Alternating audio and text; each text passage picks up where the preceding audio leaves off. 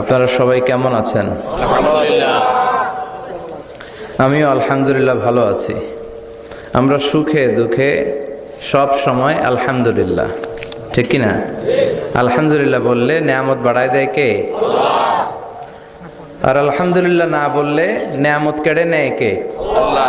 পাশাপাশি শাস্তি দেয় কে? আল্লাহর শাস্তি হজম করতে পারবেন? জোরে বলেন। আল্লাহ বলে ইন্না বাতশা রাব্বিকা লাশাদীদ, তোমার আল্লাহর পাকড়াও বড় কড়া। আল্লাহ সব সময় ধরে না, ধরলে ধরে ধরে ধরে না, ধরলে আল্লাহ। জহারাল ফাসাদু ফিল বাররি ওয়াল বাহর বিমা কাসাবাত আইদিন নাস, জলে স্থলে এই যে অগ্নিকাণ্ড, ফাসাদ, ভূমিকম্প, বন্যা, বেকারত্বের সমস্যা, ক্ষমতার দ্বন্দ্ব, গদি নিয়ে মারামারি, এগুলো আমাদের হাতের কামাই। যেরকম ঠিক কিনা? আমরা যদি আল্লাহওয়ালা হয়ে যাই, আমরা যদি নামাজি হয়ে যাই, আমরা যদি কোরআনওয়ালা হয়ে যাই, আমার বাংলাদেশটারে রহমত বরকত দিয়ে ভরে দিবে কে? এজন্য যত ফাসাদ দেখা যায়, যত দুর্যোগ দেখা যায়, এগুলো আমাদের হাতের কামাই, আল্লাহ ইচ্ছে করে দেয় না। আল্লাহ বলে বান্দা যখন নাফরমান হয়ে যায় তখন আমি একটার পর একটা আযাব দিতে থাকি। বিশ্বনবী বলেছেন তাসবির ছড়া চিনেন না? তাসবির সুতা ছিঁড়ে গেলে কি অবস্থা হয়? দানাগুলো টপ টপ টপ টপ করে একটার পর একটা পড়ে, একটার পর একটা, একটার পর একটা। আল্লাহ বলে তাসবির সুতা যখন ছিঁড়ে যায়, তাসবির দানা যেমনি একটার পর একটা টপ টপ করে পড়তে থাকে, আকাশ থেকে আযাব আর গজব একটার পর একটা। সিডর শেষ আইলা, আইলা শেষ মহাসেন, মহাসেন শেষ নার্গিস, নার্গিস শেষ সুনামি, সুনামি শেষ বন্যা, একটার পর একটা আসতেই থাকবে। চিল্লা এখন ঠিক কিনা? এজন্য আযাব আর গজব আসলে আমাদের তওবা করা দরকার। তওবা করব কার কাছে? কিন্তু দুর্যোগ আসলে দেখবেন দুর্যোগ মন্ত্রী টেলিভিশনে বলবে আমরা ভূমিকম্প মোকাবেলা করব, আমরা বন্যা মোকাবেলা করব। তুমি কি বন্যা মোকাবেলা করবে? আমি আল্লাহ যদি একটা ঘূর্ণিঝড় পাঠায়, একটা ভূমিকম্প পাঠায়, পুরো 16 কোটি মানুষকে মুহূর্তের মধ্যে পাউডার বানায় দিতে পারে কে? এক ভূমিকম্প এসে লক্ষ লক্ষ মানুষকে আল্লাহ দুনিয়া থেকে বিদায় করে দিচ্ছে। এক সুনামির ধাক্কায় 1.5 লক্ষ মানুষ just সোয়েপ down to the sea. সাগরের একটা পানি এসে, ঝড়ো হাওয়া এসে, একটা জলোচ্ছ্বাস এসে 1.5 লক্ষ জাপানবাসীকে সাগরের ভেতরে আল্লাহ ঢুকায় দিল। জাপানের কান্টো সিটিতে এক ভূমিকম্পে 1.5 লক্ষ লোক নাই, 2-1 সেকেন্ডের কথা। ইন্দোনেশিয়ার সুমাত্রা, বান্দা আচেহ প্রদেশে লাখ মানুষ নাই। তামিলনাড়ু স্টেটে হাজার হাজার মানুষ নাই। এজন্য ভূমিকম্প দুর্যোগ আসলে কখনোই বলা উচিত না যে আল্লাহর পাঠানো এই দুর্যোগ আর গজবকে আমি মোকাবেলা করব। আরে আল্লাহর পাঠানো একটা মশা মোকাবেলার ক্ষমতাও তো আমাদের নাই, ঠিক কিনা? এখান থেকে কেউ যদি কয়েকটা ভাউয়া ব্যাংক ছেড়ে দেয় মাহফিলের মধ্যে, এখানে একটা ভাউয়া ব্যাংক, মাঝখানে একটা, পেছনে একটা, আপনাদের পাওয়া যাবে? ব্যাং আর কি লাভ দিবে? ব্যাঙের সে 3 ডবল লাভ দিয়ে আমরা দৌড়াবো, ঠিক কিনা? আমাদের কোনো ক্ষমতাই নাই।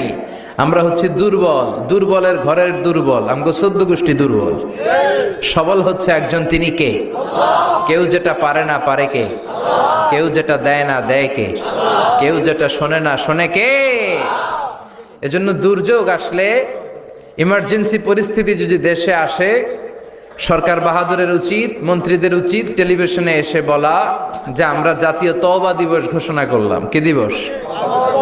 শোক দিবস করে কোনো লাভ নাই, করতে হবে তওবা দিবস। প্রধানমন্ত্রী বলবে যে আমিও তওবা করলাম, 17 কোটি জনগণ আমার, তোমরাও তওবা করো। প্রধানমন্ত্রী বলবে আমিও নামাজি হয়ে গেলাম, তোমরাও নামাজি হও। তাহলে দেশটার ভেতরে রহমত দিয়ে দিবে কে? বরকত দিবে কে?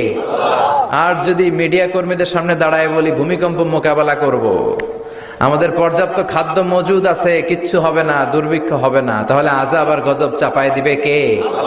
আমাদেরকে রিজিকের ব্যবস্থা করে কে? ওয়ামা মিন দাব্বাতিন ফিল আরদি ইল্লা আলাল্লাহি রিজকুহা ওয়া ইয়ালামু মুস্তাকাররাহা ওয়া মুস্তাওদাআহা কুল্লুন ফি কিতাবিম মুবিন। আল্লাহ বলেন রিজিকের মালিক আমি একজন, তিনি কে? আল্লাহ। আমি আল্লাহ রিজিক দেই, মানুষগুলোরে রিজিক দেই, জিনগুলোরে রিজিক দেই, পাখিগুলোরে রিজিক দেই, সাগরের মাছগুলোরেও রিজিক দেয় কে? সাগরের তিমি মাছ সাগরের এক মাথা থেকে আরেক মাথায় খালি পেটে বের হয়ে যায়, দিন শেষে তিমি মাছের পেটটা ভর্তি করে তিমি মাছরে ফিরায় দেয় কে? বাবুই পাখি তার বাসা ছেড়ে সকালবেলা খালি পেটে বের হয়, বিকেল বেলা পাখির পেটকে উদরপূর্তি করে পাখিটারে বাসায় ফিরায় দেয় কে? রিকশাওয়ালার পকেটের টাকা নাই, আল্লাহর নাম নিয়ে রিকশাওয়ালা সকালবেলায় রিকশা নিয়ে বের হয়ে যায়, বিকেল বেলা রিকশাওয়ালার পকেট ভর্তি করে টাকা দিয়ে পাঠায় কে? এজন্য রিজিকের মালিক একজন, দুনিয়ার কেউ রিজিক দিতে পারে না। পৃথিবীর সব রিজিকের রাস্তাগুলো যদি বন্ধ হয়ে যায়, সামান্য রিজিক তৈরি করার ক্ষমতা আমাদের আছে নাকি? এই পৃথিবীতে 4 জন বাদশা ছিলেন, 2 জন মুমিন, 2 জন কাফের, যারা গোটা বিশ্বের বাদশা। গোটা বিশ্বের 2 জন মুসলিম, 2 জন কাফের। কাফিরের একজনের নাম নামরুদ, আরেকজনের নাম বখতানাসর। আর মুমিন একজন হচ্ছে সাইয়েদনা সুলাইমান আলাইহিস সালাম, আরেকজন হচ্ছে যুলকারনাইন। তো সাইয়েদনা সুলাইমান আলাইহিস সালাম আল্লাহকে বলল, আল্লাহ আমি গোটা বিশ্বের বাদশা, আমি গোটা পৃথিবীর সব মানুষগুলোকে একবার লাঞ্চ খাওয়াতে চাই। কি খাওয়াতে? লাঞ্চ মানে কি? লাঞ্চ মানে কি? দুপুরের খাবার। আল্লাহ বলবেন নো, আল্লাহ বললেন no, it's not your job Sulaiman. Sulaiman এটা তোমার জব না, it's my duty, it's my job, it's my business. এটা আমার কাজ, আমার কাজ তুমি করতে যাও না। সাইয়েদনা সুলাইমান বললেন, আল্লাহ আমারে ট্রাই করার চেষ্টা দেন, সুযোগ দেন, আমাকে একটু ট্রাই করার সুযোগ দেন, চেষ্টা করার সুযোগ দেন। আমি একটু চেষ্টা করতে চাই গোটা বিশ্বের সব প্রাণীকুলকে, মৎস্যকুলকে, জিনকুলকে, মানবকুলকে খাওয়াতে চাই। আল্লাহ বললেন, সুলাইমান এইটা তোমার কাজ নয়, তুমি পারবা না, কাজটা কার? আমি রিজিক দেই। সাইয়েদনা সুলাইমান বললেন, লেট মি ট্রাই, আমাকে একটু চেষ্টা করার তৌফিক দেন, আমি একটু করি, দেখি না পারি কিনা। আল্লাহ রাজি হয় না, সুলাইমান নবীও ছাড়ে না। ভেজাল আছে না নাই?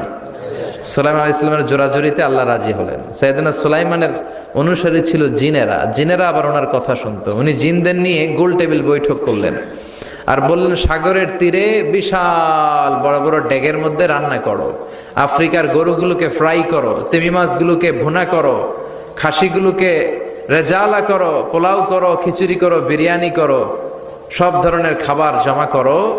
অমুক অমুক দিন দুপুর বেলায় আমি সাইয়েদনা সুলাইমান আলাইহিস সালাম গোটা বিশ্বের সবাইকে দুপুরের খাবার খাওয়াবো। জিনেরা বড় বড় পাতিলে রান্না করা শুরু করে দিল। রাতে রাতে সাগরের তীরে 40 কিলোমিটার এরিয়ার মধ্যে রান্নার স্তূপ। চলে আসলো সেই মাহেন্দ্র দিন, যেদিনে না লাগবে না, যেদিন খাওয়ানো হবে ওই দিন সবাই এসেছে। সাইয়েদনা সুলাইমান উদ্বোধনী ভাষণ দিবেন। উনি বলতে শুরু করলেন, জিনেরা লাইন ধরবে এদিকে, মাছেরা লাইন ধরবে এদিকে, পাখিগুলো লাইন ধরবে এদিকে, মানুষগুলো লাইন ধরবে এদিকে, সবাই লাইনে লাইনে এসে খাবার খেয়ে যাও। সাগরের ভেতর থেকে বিশাল এক তিমি মাছ এসে বলে, সুলাইমান আমি লাইন মানি না। কি মানি না? আমারে বেলাইনে খাবার দাও। সাইয়েদনা সুলাইমান বলেন, আমি নবী মানুষ, আমি বেলাইন করতে পারি না। তিমি মাছ বলে, আমার পেটে প্রচন্ড ক্ষুধা, এই ক্ষুধায় যদি আমি মরে যাই তাহলে কিয়ামতের দিন আল্লাহ তোমারে ছাড়বে না, কারণ আমি তোমার মেহমান হয়ে এসেছিলাম। ঝামেলা আছে না নাই? সাইয়েদনা সুলাইমান বললেন, বিপদে কি করি? আসলেই তো এই তিমি মাছ আমার মেহমান, আজকে না খেয়ে যদি মারা যায় কিয়ামতের দিন আল্লাহ আমারে ছাড়বে না।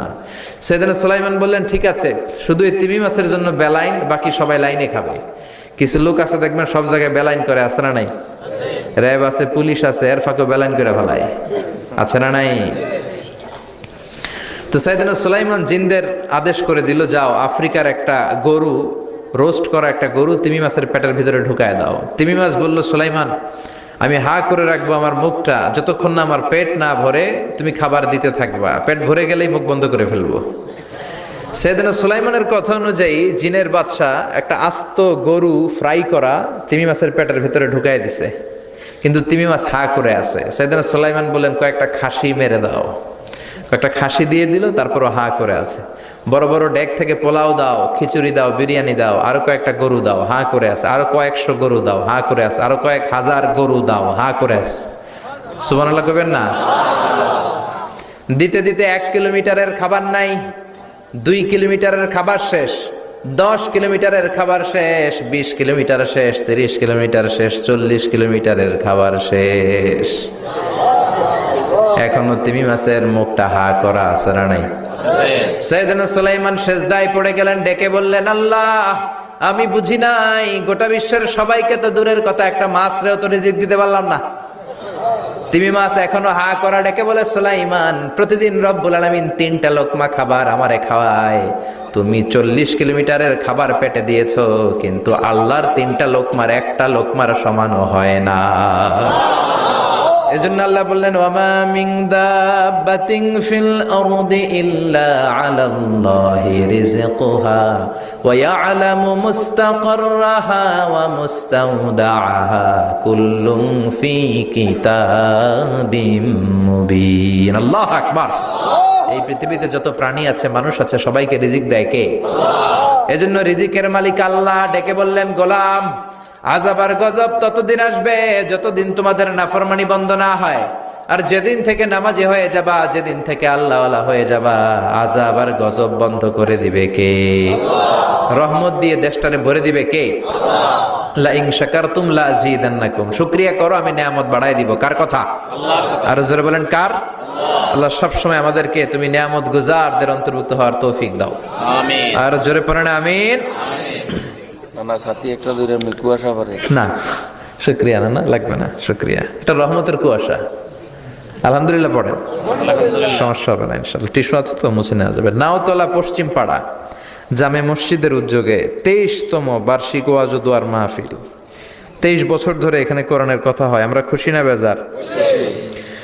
আজকের এই মহতী প্রোগ্রামের সভাপতি বিশিষ্ট সমাজসেবক জনাব মোহাম্মদ ওহিদুল্লাহ সাহেব, চেয়ারম্যান 3 নং মাধাইয়া ইউনিয়ন পরিষদ, আমার নানা ভাই। জোরাজোরি করে আজকে আমার আনছে, আইনাই সারছে। আমি যত বছর বাঁচি অত বছর এনে আসতে হবে। কি বলেন আপনারা?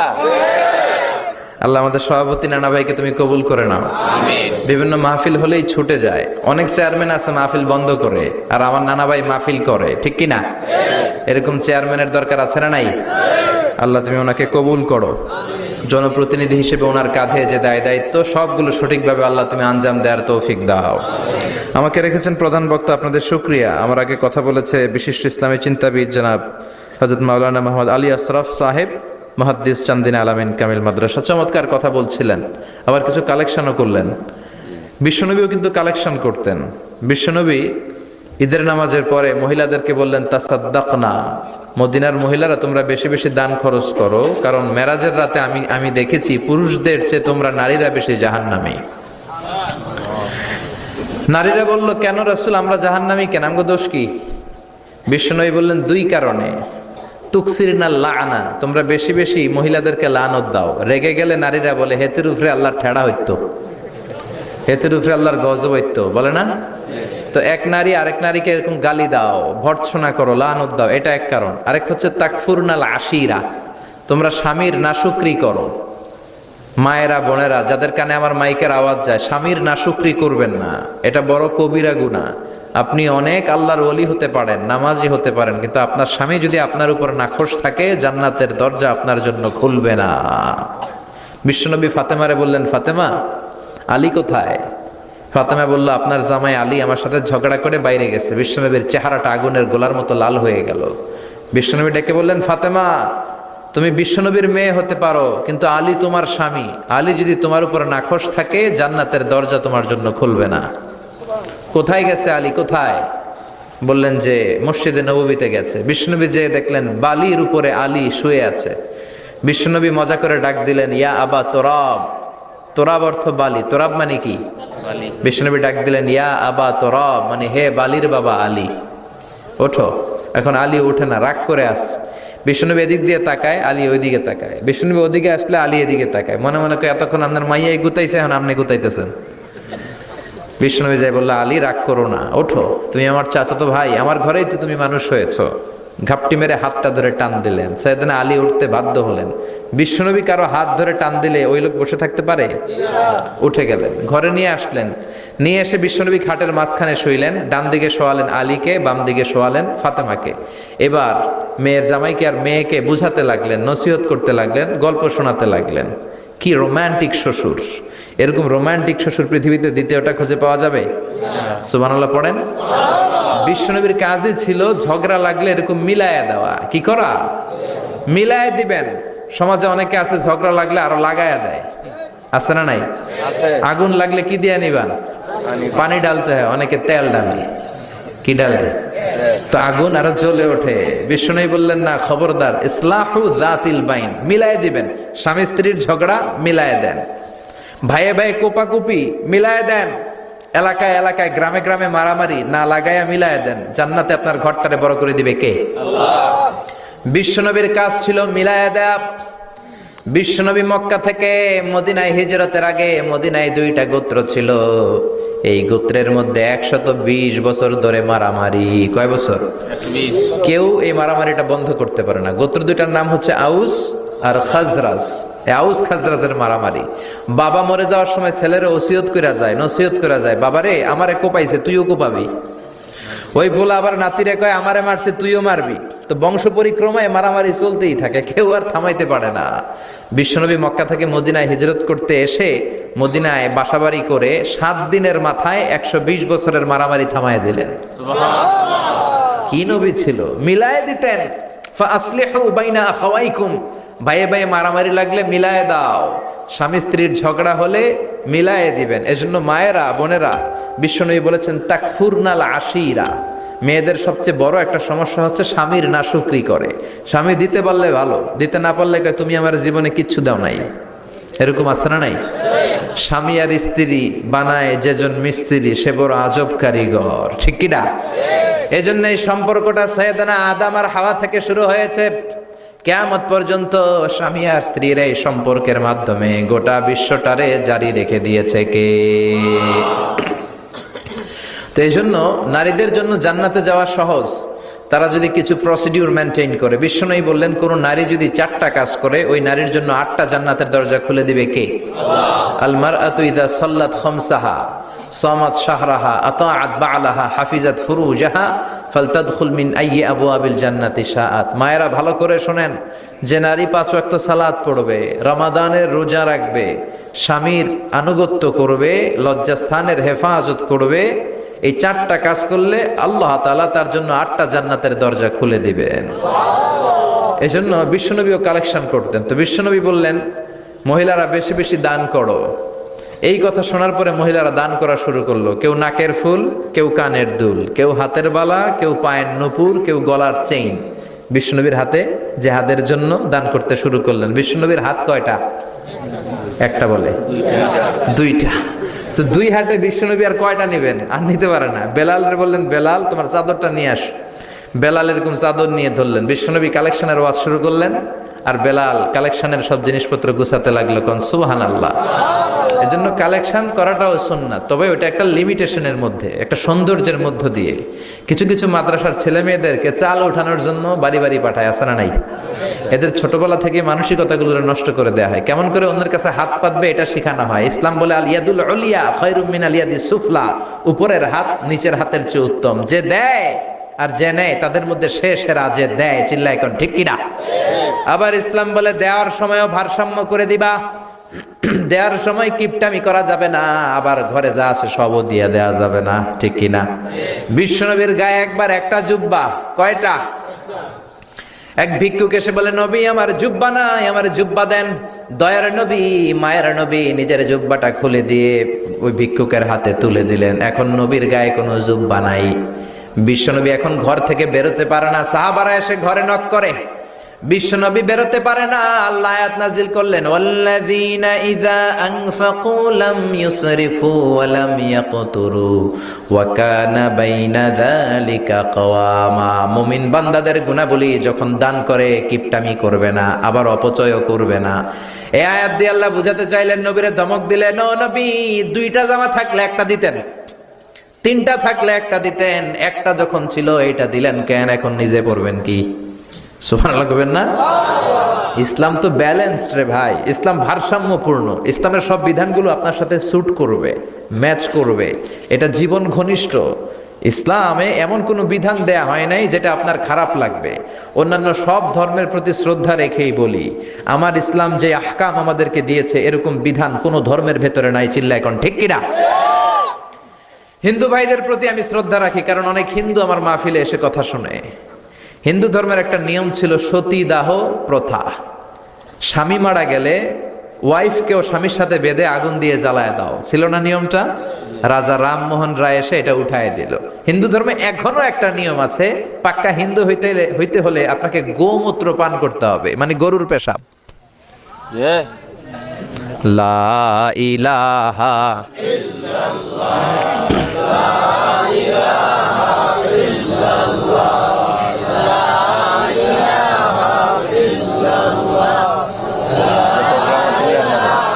আর নাই, শেষ।